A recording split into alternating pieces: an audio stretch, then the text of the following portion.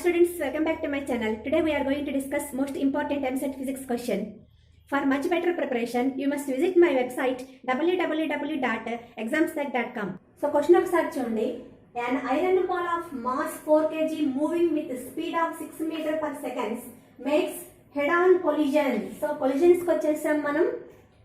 The work power energy theorem with another iron ball of 6 kg moving with speed of 2 meter per second.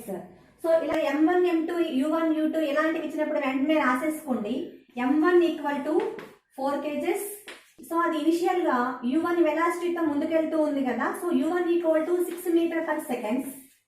So m2 equal to 6 kgs. అలాగే ఇదెంత speed లో వెళ్తుంది?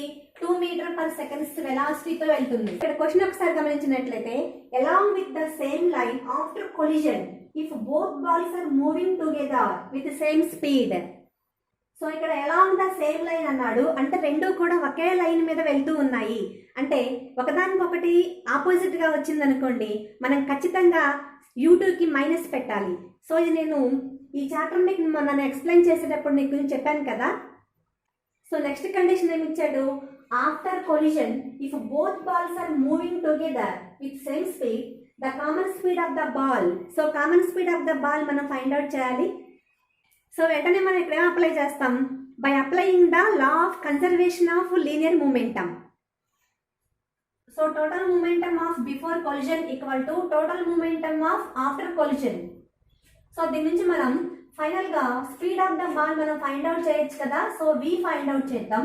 v equal to m1 u1 plus m2 u2 by m1 plus m2.